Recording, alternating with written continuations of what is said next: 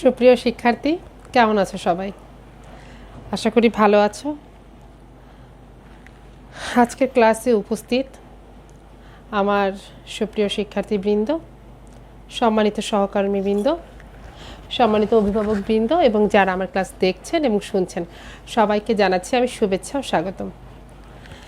আজ দ্বিতীয়বারের মতো আমি উদ্ভিদ প্রজননের পার্ট 2 অর্থাৎ পুং গ্যামেটের পরিস্ফুটন। আজ পড়ার বিষয় ছিল পুং গ্যামেটের পরিস্ফুটন। আমি সাথে আছি শাহানা আক্তার, প্রভাষক উদ্ভিদ বিজ্ঞান, বাজোয়া সুরেন্দ্রনাথ মহাবিদ্যালয়, দাকব, খুলনা। তো শিক্ষার্থী বন্ধুরা, তোমাদেরকে আজকে বলে রেখেছিলাম যে একটু দেখে রেখো। তোমাদের আজ পড়াবো পরাগরেণুর গঠন এবং পুং গ্যামেটোফাইটের পরিস্ফুটন। পরাগরেণুর গঠন, আমরা পরাগরেণু সৃষ্টি করা পর্যন্ত পড়েছি, পরাগরেণুর গঠনটা পড়া হয়নি। পরাগরেণুর গঠন আর একটা টপিকস কি পড়ব? পরাগরেণুর পরিস্ফুটন।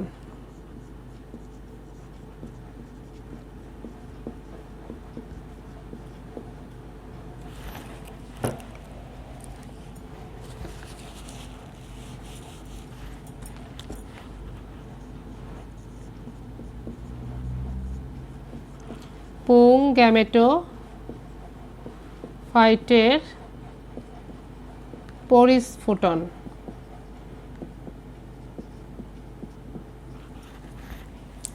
তো শিক্ষার্থী বন্ধুরা, আসো আমরা একটু আলোচনা করি পরাগরেণুর গঠন। পরাগরেণুর গঠনটা কি? যে পরাগরেণুগুলো দেখতে, আচ্ছা, একটা পরাগরেণু মাতৃকোষ মিওসিস প্রক্রিয়ায় বিভাজিত হয়ে কয়টা করে পরাগরেণু তৈরি করেছিল? চারটা করে পরাগরেণু তৈরি করেছিল। এই চারটা করে পরাগরেণুর প্রতিটি পরাগরেণু দেখতে কেমন? প্রতিটি পরাগরেণু দেখতে গোলাকার হতে পারে, ডিম্বাকার হতে পারে, ত্রিভুজাকার হতে পারে, এরা বিভিন্ন আকারের হতে পারে। আজ আমি তোমাদেরকে যেটা দেখাবো, যে পরাগরেণুর ছবিটা আঁকবো, সেটা হচ্ছে গোলাকার পরাগরেণু। দেখো, এই যে গোলাকার পরাগরেণু, এই গোলাকার পরাগরেণুটা হচ্ছে দুই ত্বক বিশিষ্ট।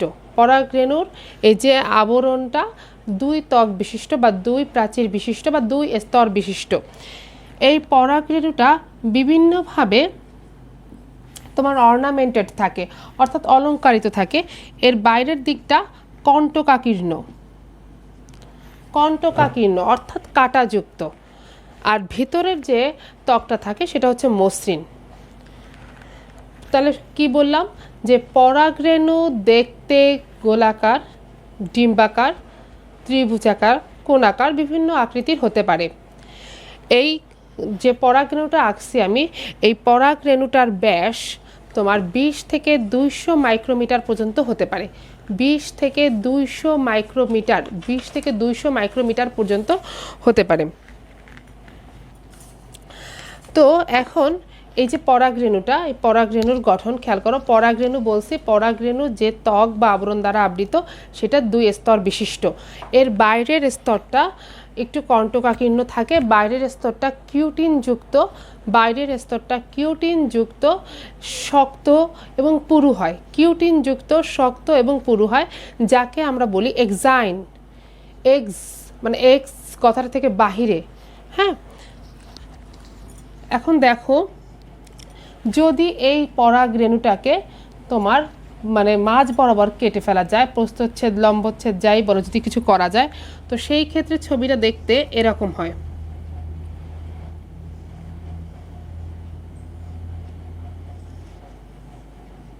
এরকম। তো এই ছবিটার এই যে জায়গাটা দেখতে পাচ্ছি আমরা,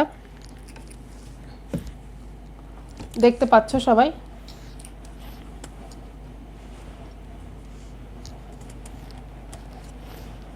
খেয়াল করো, এই যে পরাগরেণুর যে ছবিটা দেখো, পরাগরেণুর যে দুইটা ত্বক আমি বললাম, এই বাইরের ত্বকটা, অর্থাৎ এই যে বাইরের ত্বকটাকে বলা হয়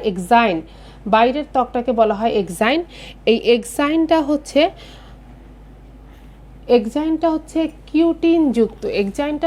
কিউটিনযুক্ত এবং এই এক্সাইনটা পুরু হয়, শক্ত হয়। তাহলে আমরা এই বাইরের স্তরটাকে কি বলছি? এক্সাইন। আর এই যে ভিতরের যে স্তরটা সেটা হচ্ছে সেলুলোজ নির্মিত হয় এবং পাতলা হয়, পাতলা এবং সেলুলোজ নির্মিত হয়। এই স্তরটাকে বলা হয় ইন্টাইন। তাহলে কি বললাম যে আমরা যে পরাগরেণুটা দেখতে পাই, পরাগরেণুটা 2 ত্বক বিশিষ্ট হয়। এর বাইরের ত্বকটা কিউটিন যুক্ত হয়। কিউটিকন বা কিউটিকলের আবরণ থাকলে কিন্তু সেটা পুরু হয়। তা কিউটিকন মানে কিউটিন যুক্ত আবরণ থাকে, কিউটিন যুক্ত হওয়ায় এটা কেমন হয়? বাইরের ত্বকটা একটু পুরু হয় এবং শক্ত হয়। আর এই বাইরের ত্বকটাকে বলা হয় এক্সাইন। আর ভিতরের দিকে যে ত্বকটা থাকে পরাগরেণুর, সেটা সেলুলোজ নির্মিত হয় এবং কি হয়? পাতলা হয়। আর এটাকে বলা হয় ইন্টাইন। তাহলে পরাগরেণু যে 2 ত্বক বিশিষ্ট, তার নাম কি? বাইরের ত্বকটাকে বলে এক্সাইন আর ভিতরেরটাকে বলা হয় ইন্টাইন। তাহলে দেখো শিক্ষার্থী বন্ধুরা, এক্সাইন কি ইন্টাইন কি আমরা বুঝলাম, কিন্তু এই ইন্টাইনটা পাতলা স্তর হয়। এই পাতলা স্তর হওয়ার কারণে কিছু কিছু জায়গায় এইটা কি করে? একেবারে পাতলা হয়ে কিছু ছিদ্রের তৈরি করে। এই ছিদ্রগুলো দেখো, এই যে এক্সাইনগুলো ইন্টাইনের কিছু কিছু জায়গায় মিশে ওরা তৈরি করে ছিদ্রের মতো গঠন তৈরি করে।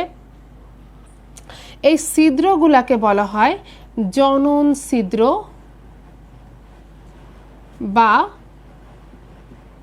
জার্ম পোর। কি বললাম? এই ইন্টাইনটা পাতলা হতে হতে কিছু জায়গায় ছিদ্রের মতো গঠন তৈরি করে। এই ছিদ্রগুলাকে বলা হয় জনন ছিদ্র অথবা জার্ম পোর, জনন ছিদ্র বা জার্ম পোর। তাহলে খেয়াল করো, আমরা পরাগরেণুর গঠনে কি বলতে পারি? যদি পরাগরেণুর গঠন তোমাদের পরীক্ষায় আসে, তোমরা কি বলতে পারবে? পরাগরেণুটা সৃষ্টি হয়েছিল কিভাবে? পরাগ মাতৃকোষ মিয়োসিস প্রক্রিয়ায় বিভাজিত হয়ে 4টি করে পরাগরেণু তৈরি করে। এই পরাগরেণুগুলো দেখতে গোলাকার, ডিম্বাকার, বহুভুজাকার, ত্রিভুজাকার বিভিন্ন আকৃতির হতে পারে এবং এদের ব্যাস 10 থেকে 200 মাইক্রোমিটার পর্যন্ত হয়ে থাকে। 10 থেকে 200, তারা কত ক্ষুদ্র! মাইক্রোমিটার যাদেরকে মাপতে হচ্ছে, তারা চিন্তা করো যে পরাগরেণুগুলো কত ক্ষুদ্র হয়। আর এই পরাগরেণুগুলোর কি বলছে? আবরণটা 2 ত্বক বিশিষ্ট হয়। এর বাইরের ত্বকটা হচ্ছে কিউটিন যুক্ত হয় এবং পুরু ও শক্ত, যাদেরকে বলা হয় এক্সাইন। আর ভিতরের স্তরটাকে বলা হয় ইন্টাইন। এটা হচ্ছে সেলুলোজ নির্মিত হওয়ার কারণে এটি পাতলা হয়। সেলুলোজ নির্মিত হলে তার গঠনটা পাতলা হয়।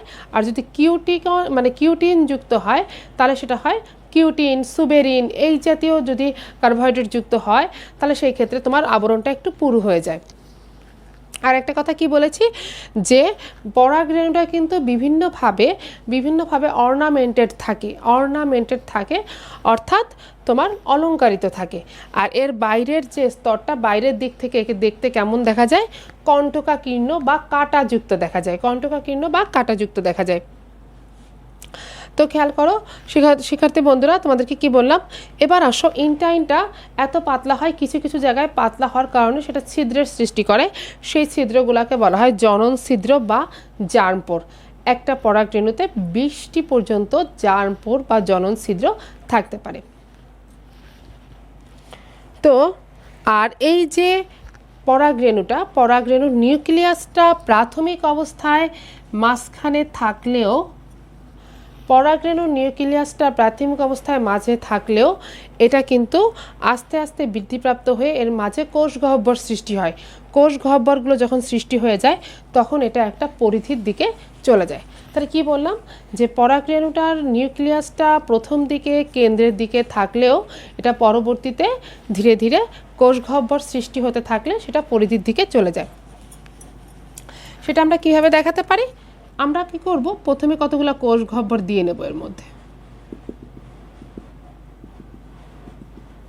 এরকম কোষ গহ্বর দিয়ে নেব।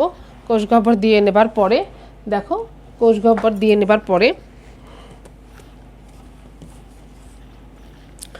এখানে আমরা একটা নিউক্লিয়াস দিলাম। এই নিউক্লিয়াসটা তোমরা সবাই জানো যে জনন মাতৃকোষে মিওসিস হয়ে যাবার পরে জনন কোষের বৃদ্ধিটা কিন্তু মাইটোসিসের মাধ্যমেই হয়। মিওসিস কেবলমাত্র একবারই হয়, যেটা হচ্ছে জনন মাতৃকোষ বিভাজনের সময়। বাকি সকল ক্ষেত্রে মাইটোসিস বিভাজনের মাধ্যমেই কিন্তু কোষটা বৃদ্ধিপ্রাপ্ত হতে থাকে। তো এখন ওই যে পরাগরেণুর যে নিউক্লিয়াসটি ছিল সেই নিউক্লিয়াসটি আস্তে আস্তে পরিধির দিকে চলে আসবে এবং এটা মাইটোসিস প্রক্রিয়ায় বিভাজিত হয়ে দুইটা নিউক্লিয়াস তৈরি করবে, যেটা আকারে একটা একটু অবশ্যই এই কথাটা বলতে হবে যে দুইটা অসম আকৃতির নিউক্লিয়াস তৈরি করে, অসম আকৃতির নিউক্লিয়াস তৈরি করে। এখন খেয়াল করো, আমি যদি দেখাতে চাই যে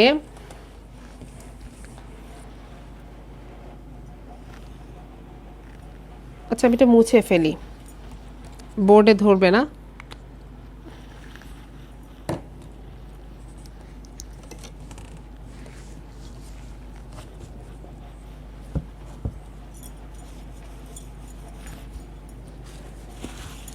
তোমরা খেয়াল করো, আমার বোর্ড ছোট হবার কারণে আমি তোমাদেরকে ছবিটা রেখাচিত্রের মাধ্যমে দেখাতে পারছি না।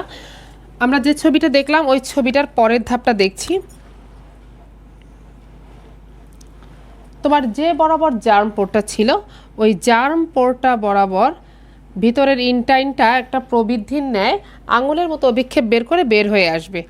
এর পাশ থেকে এক্সাইন থাকবে এভাবে। এই ক্ষেত্রে যে দুইটা অসম নিউক্লিয়াস তৈরি হয়েছিল ওই অসম নিউক্লিয়াসের একটা থাকবে সামনের দিকে আর একটা থাকবে পিছনের দিকে।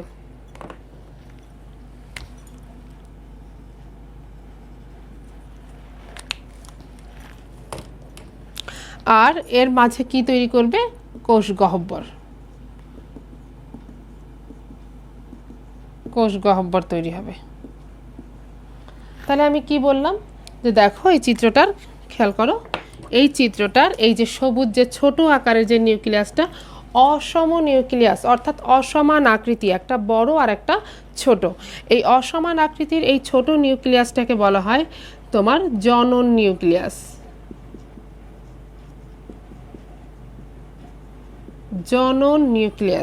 আর এই যে নীল বড় রঙের যে নিউক্লিয়াসটা এঁকেছি এটা হচ্ছে নালিকা নিউক্লিয়াস। ঠিক আছে। এই নালিকা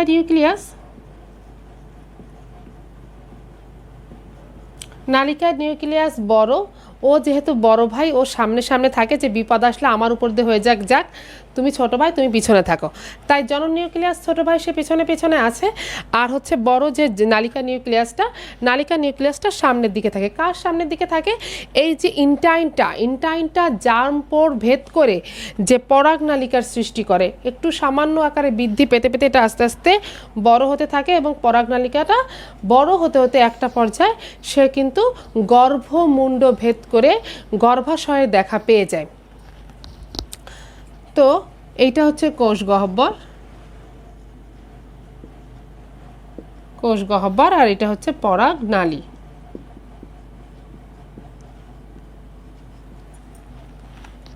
তোমরা পরাগায়ন বলে একটা শব্দ শুনেছ, পরাগায়ন কাকে বলে? পরাগায়নটা হচ্ছে যখন পরাগরেণুটা কোনো ফুলের গর্ভমুণ্ডে পতিত হয় তখন সেই যে ঘটনাটাকে বলা হয় পরাগায়ন। কোনো একটি ফুলের পরাগরেণু গর্ভমুণ্ডে পতিত হওয়ার যে ঘটনাটা সেটাকে বলা হয় পরাগায়ন। আর এই পরাগায়ন যখন ঘটে তখনই কিন্তু এই পরাগনালিকা সৃষ্টি হয়। পরাগনালিকা সৃষ্টি হতে থাকে আস্তে আস্তে। এই জিনিসটা কেমন হয় দেখো,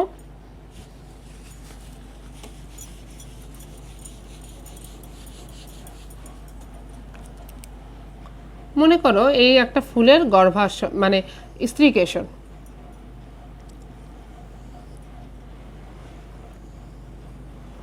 আমি তোমাদেরকে বোঝানোর জন্য এরকম ছবি আঁকালাম। এই যে স্ত্রীকেশন এইটাকে বলা হয় গর্ভমুণ্ড। এই পরাগ রেণুটা যখন গর্ভমুণ্ডে পতিত হয় সেই ঘটনাটাকে বলা হয় পরাগায়ন। পরাগ রেণুটা ফুলের গর্ভমুণ্ডে পতিত হলো, অর্থাৎ এখানে এসে পড়লো, এই ঘটনাটাকে বলা হয় তোমার পরাগায়ন। আর এই পরাগায়ন যখন ঘটে তখনই কিন্তু এরকম একটা অবস্থার সৃষ্টি হয়। এই পরাগায়নটা কিন্তু কোনো তরল পদার্থ পানি ছাড়াই এটা কিন্তু এই গর্ভমুণ্ডকে বিগলিত করে ফেলে। বিগলিত করে আস্তে আস্তে এরকম পরাগনালী আরেকটু বড় হয়, আরেকটু বড় হয়, তারপর এখানে যে গর্ভাশয়টা থাকে এখানে এসে এর সাথে এরকম পরাগনালীটা মিলিত হয়। তো এই যে ঘটনাটা, এই যে ডান পাশের যে ছবিটা, এই ডান পাশের ছবিটার কথা বেসিসে খেয়াল করো। তাহলে এখন কি হবে, আমি যদি এর পরের চিত্রটা আঁকাতে যাই তাহলে আমি কীভাবে আঁকবো, এইটা এই যে পরাগনালীটা আর একটু বড় করে দেব। তাহলে এই পরাগনালীটা আস্তে আস্তে বড় হতে থাকে এবং নালিকা নিউক্লিয়াসটা সবসময় অগ্রমুখী থাকবে, অর্থাৎ সামনের দিকে থাকবে। সামনের দিকে এখানে তোমার থাকবে কি, খেয়াল করো, সামনের দিকে থাকবে হচ্ছে এই নালিকা নিউক্লিয়াসটা, আর ওর পিছনে থাকবে হচ্ছে জনন নিউক্লিয়াসটা। জনন নিউক্লিয়াসটা থাকবে এখানে, আর নালিকা নিউক্লিয়াসটা থাকবে সামনের দিকে, এইভাবে। এবার একটা পর্যায়ে এসে দেখা যায় যে, এবার দেখো খেয়াল করো,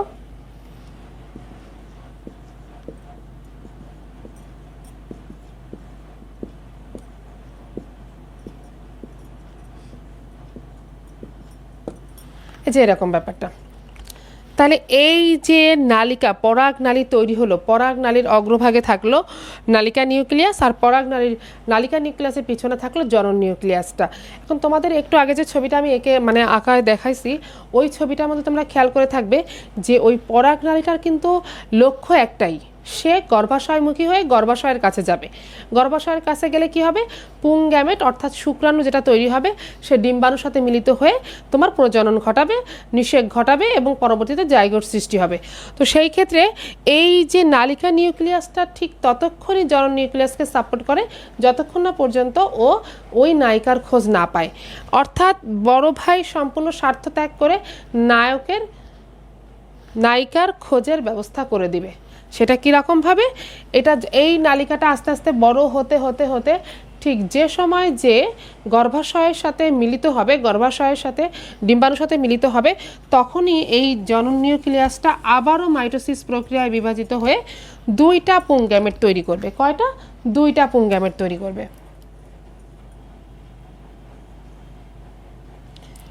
তাহলে তোমাদের প্রশ্ন হতে পারে, ম্যাডাম নালিকা নিউক্লিয়াসটা কী হলো? নালিকা নিউক্লিয়াসটা ওই মুহূর্তে বিনষ্ট হয়ে যাবে, ওর আর কোনো প্রয়োজন থাকবে না, ও পথ দেখায় ওখান থেকে চলে যাবে। একটা নিঃস্বার্থ লোকের মতো ছোট ভাইকে ও ব্যবস্থা করে দিয়ে যাবে যে তুমি এবার ডিম্বাণুর সাথে মিলিত হও, আমি আল্লাহ হাফেজ। তাহলে আমরা কি বললাম, যে আমরা আজকের পাঠ থেকে শিখলাম যে পরাগরেণুর গঠন, এবং পরাগরেণুর গঠনের পরে আমরা শিখতে পারলাম পুং গ্যামেটোফাইটের বিকাশ, পুং গ্যামেটোফাইটের পরিস্ফুটন। তাহলে আসলে পুং গ্যামেটোফাইটটা কি? পুং গ্যামেটোফাইটটা হচ্ছে এই যে পরাগরেণুর বললাম, নালিকা নিউক্লিয়াস বললাম, জনন নিউক্লিয়াস বললাম, তারপর ত্বকের কথা বললাম, এই সকল কিছুর সমন্বয়ে তৈরি হয় হচ্ছে পুং গ্যামেটোফাইট।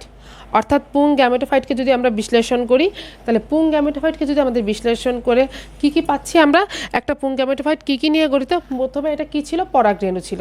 আচ্ছা, পরাগরেণুর পরে আমরা কি পাচ্ছি? পরাগনালিকা পাচ্ছি। পরাগনালিকার মধ্যে মানে পরাগরেণুর মধ্যে পরাগনালিকা আছে, নালিকা নিউক্লিয়াস আছে, জনন নিউক্লিয়াস আছে, এরপরে কি আছে তোমার লাস্ট পর্যায়ে একদম কি পেলে তুমি? পুং গ্যামেট। পুং গ্যামেট। তাহলে এই সকল কিছুর সমন্বয়ে যে জিনিসটা, সেটাই হচ্ছে পুং গ্যামেটোফাইট। তাহলে পুং গ্যামেটোফাইট কীভাবে পরিস্ফুটিত হলো তোমরা নিশ্চয়ই বুঝতে পেরেছো আশা করি। এখন তোমাদের জন্য আমি যেটা করতে পারিনি, আমার যতটুকু ঘাটতি, সেটা হচ্ছে এই ছবিটা তোমাদেরকে একটা চক্রাকারে আঁকতে হবে, একটা রেখাচিত্রের মাধ্যমে আঁকতে হবে, যেটা পর্যায়ক্রমে দেখা যাবে যে কোনটার পরে কোনটা। আমি যদি চেষ্টা করি একটু ছোট করে তোমাদেরকে আঁকায় দেখানো যায় কিনা, খেয়াল করো তোমরা কীভাবে আঁকবে পর্যায়ক্রমে, একটার পরে একটা। দেখো পুং গ্যামেটোফাইটের প্রথমে তুমি পরাগরেণুর গঠনটা আঁকলে, এই যে এই পরাগরেণুটা দেখতে এরকম একটা গোলাকার গঠন ছিল। এরপরে এটাকে লম্বচ্ছেদ বা প্রস্থচ্ছেদ করলে আমি কেমন একটা জিনিস দেখতে পাচ্ছি? এরকম একটা জিনিস দেখতে পাচ্ছি। যার মাঝখানে একটি নিউক্লিয়াস ছিল এরকম। এই নিউক্লিয়াসটা কি হচ্ছে,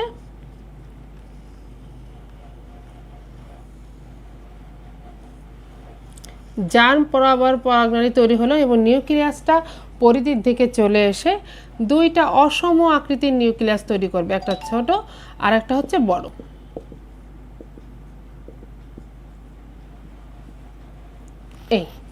এইগুলোকে আমরা কি বলবো, এইগুলোকে বলবো হচ্ছে কোষ গহ্বর। এই ছোটটাকে বলবো জনন নিউক্লিয়াস আর বড়টাকে বলবো নালিকা নিউক্লিয়াস আর এটাকে বলবো পরাগনালী। খেয়াল করছো? এরপরে যে ছবিটা আমি আঁকবো, এই ছবিটা দেখো,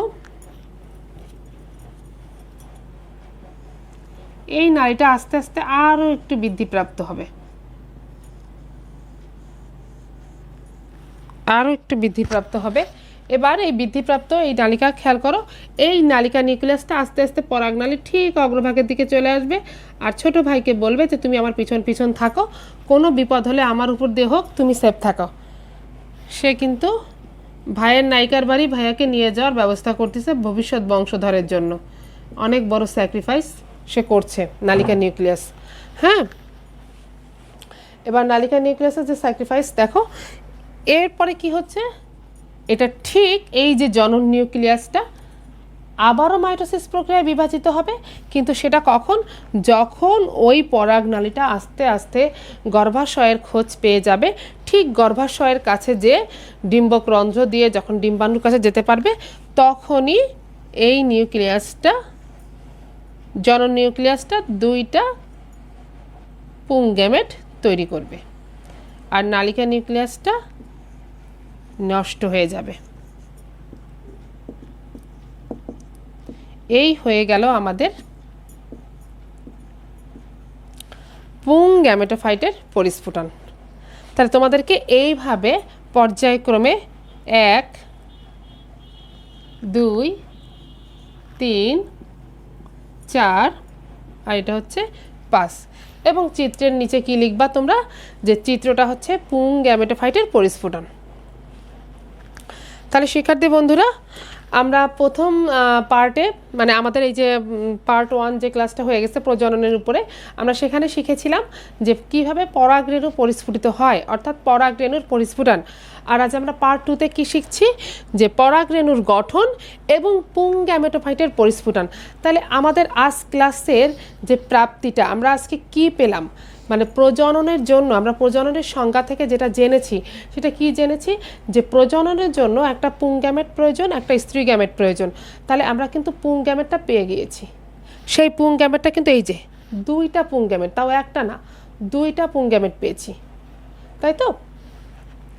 তাহলে এই যে পুং গ্যামেট সৃষ্টি হয়ে গেল, এবার আমাদের প্রজননের জন্য আর যে অংশটা লাগবে সেটা কি, স্ত্রী গ্যামেট। আমরা নেক্সট ক্লাসে তাহলে স্ত্রী গ্যামেটের পরিস্ফুটনটা শিখব। আর তোমরা অবশ্যই যে কোনো একটা পার্ট সম্পর্কে ক্লাস করার আগে তোমাদের নিজস্ব একটা দায়িত্ব হচ্ছে তোমরা ওই পার্টটা একটু দেখে রাখবে। তাহলে হয় কি, কিছু কিছু জানা অজানা তথ্য প্রশ্ন করা যায় বা ওই জিনিসটা আর একটু সহজ হয়ে যায়। আর আমরা তো ঘরে বসেই আছি, আমাদের কাজের চাপ এখন অনেক কম, আমরা পড়াশোনার জন্য যথেষ্ট সময় দেওয়ার মতো সুযোগ এখন আমাদের আছে। আর সে কারণে আমি বলবো যে তোমরা এই যে টপিকসগুলো, মনে করো আমি যে চিত্রটা আঁকালাম, দেখি তো একটু চেষ্টা করি একটু পারি কিনা। এটা নিজেরা একটু কলম হাত ঘুরায় পেন্সিল দিয়ে চেষ্টা করলেই তোমরা পারবে। আর যখন তোমরা ছবিটা আঁকবে, দেখো ছবিটা কিন্তু জ্যামিতির মতো ক্লিয়ার। তোমরা ছোটোবেলা যখন সম্পাদ্য শিখেছো, এই যে একটা রেখা নিলাম, এই রেখা থেকে এই এতটুকু কেটে নিলাম, ঠিক সেরকমই একটা অংশ দেখো, যে পরাগরেণুটা 2 ত্বক, একটা বাইরের ত্বক একটা ভিতরের ত্বক, বাইরেরটা পুরু শক্ত এবং যেটাকে এক্সাইন বলি কিউটিনযুক্ত, ভিতরেরটা হচ্ছে মসৃণ সেলুলোজ নির্মিত পাতলা ইন্টাইন বলে এটাকে, এরকমভাবে জার্মপোর বলে। এই চিত্রের মাধ্যমে পুরো প্রক্রিয়াটার বর্ণনা তোমাদের সামনে প্রতীয়মান, তোমরা দেখতে পারবে। তো আমি আশা করব শিক্ষার্থী বন্ধু, তোমাদের কোনো সমস্যা থাকলে তোমরা অবশ্যই আমাকে কমেন্টসে জানাবে। আর তোমাদের যারা বন্ধুরা আছে, এই যে ক্লাসটা সব থেকে বড় একটা বিরক্তিকর বলো, একটা অপ্রস্তুত বলো, সব থেকে একটা কঠিন সময় পার করছে তোমাদের যারা এবার পরীক্ষা দেওয়ার কথা ছিল, হয়তো বা এই পরিস্থিতির কারণে তারা পরীক্ষাটা দিতে পারেনি, এখনও পরীক্ষাটা দিতে পারেনি। তো ওরা কিন্তু এমন একটা সিচুয়েশনে এখন আছে যে ওরা যে কোন ক্লাসে পড়ছে, ওদের কি করা উচিত কি না করা উচিত, ওরা কোনো একটা শৃঙ্খলাবদ্ধ বা শৃঙ্খলার মধ্যে জীবনের মধ্যে নেই। ওদের জন্য একটা জটিল সময় যাচ্ছে যে কবে পরীক্ষাটা হবে, কবে যেন কখন খবর আসে, এরকম একটা সময়। তো আমি তোমাদের উদ্দেশ্যে বলবো, যারা একাদশ শ্রেণী, দ্বাদশ শ্রেণী এবং যারা পরীক্ষার্থী আসো, তোমরা সবাই এই টপিকসটুকু দেখবে বাসায়, এবং কোনো সমস্যা হলে আমাকে কমেন্টসে জানাবে। আর যদি কমেন্টসে না জানাতে পারো, ফোনে জানাবে। তোমরা ক্লাসটাকে খেয়াল করে দেখবে এবং নিজেরা আত্মস্থ করার চেষ্টা করবে নিজের ভাষায়। বায়োলজি মুখস্থ করতে হয়, কথাটা সত্যি, কিন্তু মুখস্থ করা মানে এই না যে আমি না বুঝে অবুঝের মতো গড় করে কোনোভাবে গলাধকরণ করে যাব। তোমরা টপিক্সটাকে বুঝে নিজের মতো করে পড়াটা আত্মস্থ করবে, এই প্রত্যাশাই থাকবে তোমাদের প্রতি আমার। আর নেক্সট ক্লাসে দেখা হবে স্ত্রী গ্যামেটোফাইটের বিকাশ, স্ত্রী গ্যামেটোফাইটের পরিস্ফুটন নিয়ে আমি তোমাদেরকে ক্লাস নিব। তো সবাই ভালো থাকো, সে পর্যন্ত নিজেদের খেয়াল রাখো, এবং এই কঠিন পরিস্থিতিতে তোমরা সবাই স্বাস্থ্যবিধি মেনে চলে ঘরে থাকারই চেষ্টা করবে। খুব বেশি প্রয়োজন না হলে তোমরা দেখো, তোমাদের দিকে তাকিয়েই কিন্তু বাংলাদেশ সরকার আজ সব প্রতিষ্ঠান খুলে গিয়েছে, কিন্তু আমাদেরকে কিন্তু শিক্ষা প্রতিষ্ঠানকে খোলেনি শুধুমাত্র তোমাদের নিরাপত্তার জন্য। আর তোমরা তোমাদের সেই নিরাপত্তাটুকু ধরে রাখার জন্য সবাই বাসায় থাকার চেষ্টা করবে, মানে অপ্রয়োজনে ঘোরাঘুরি করবে না, এখানে সেখানে বেড়াতে যাবে না, যথাসম্ভব বাসায় থাকার চেষ্টা করবে, স্বাস্থ্যবিধি মেনে নিয়ে চলবে। তো সবাই ভালো থাকো। আবার পরবর্তী ক্লাসের আমন্ত্রণ জানিয়ে আমি আজকে আমার পাঠ শেষ করছি। আল্লাহ হাফেজ।